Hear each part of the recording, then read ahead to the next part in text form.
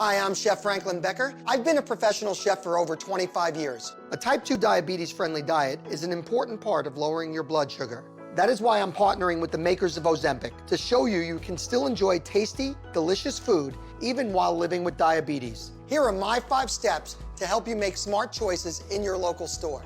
But before we get cooking, there are some things you should know about Ozempic and a type 2 diabetes diet. Ozempic is an injectable prescription medication used along with diet and exercise to improve blood sugar in adults with type 2 diabetes and to reduce the risk of major cardiovascular events such as heart attack, stroke, or death in adults with type 2 diabetes with known heart disease.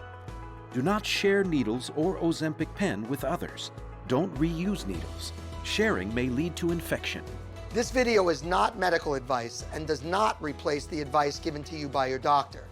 Talk to your doctor about what nutrition plan is best for you. Great, now let's get to it. When I was diagnosed with type 2 diabetes, I had to adapt my cooking style to help me manage my blood sugar without sacrificing taste or flavor.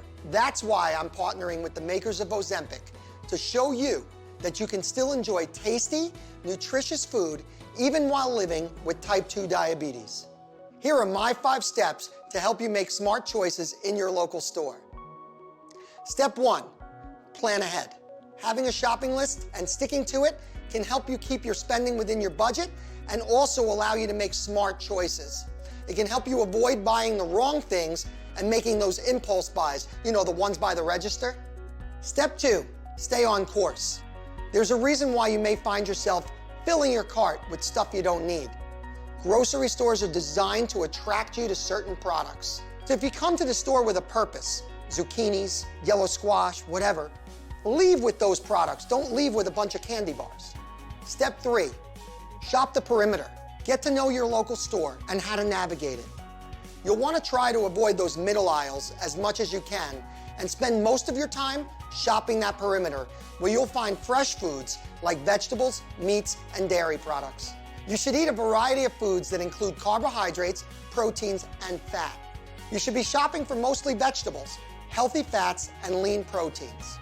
If you find yourself being drawn to unhealthy options, consider some easy swaps. Instead of white bread, buy lavash or whole grain bread. Swap regular spaghetti for quinoa and lentil spaghetti.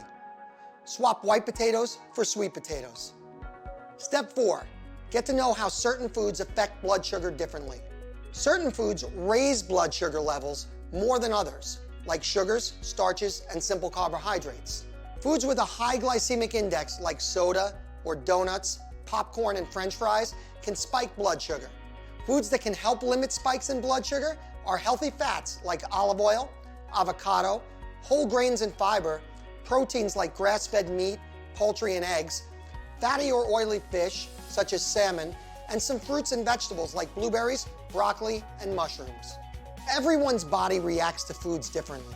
Track the foods you're eating and how they affect your blood sugar and share that information with your doctor.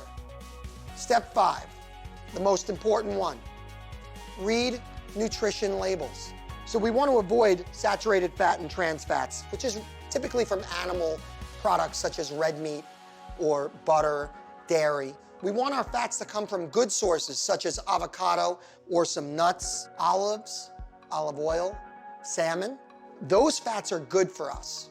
We need those fats. Since carbohydrates raise your blood sugar more than other foods, it's important to track how many carbs you're eating. Eating carbohydrates with a protein or fat can help minimize blood sugar spikes. One example of that would be eating a banana with almond butter. And then look at the serving size. Stick to that serving size. So remember to be mindful of your type 2 diabetes when shopping. Ban the bland. MyType2Transformation.com has fresh ideas on cooking with type 2 diabetes. Good luck. I'm rooting for you.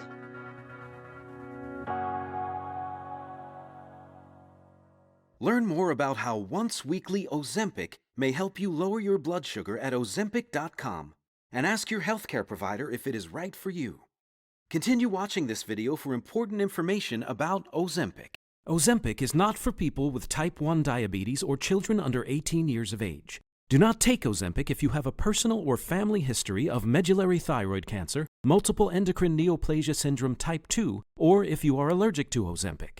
Stop taking Ozempic and get medical help right away if you get a lump or swelling in your neck or an allergic reaction.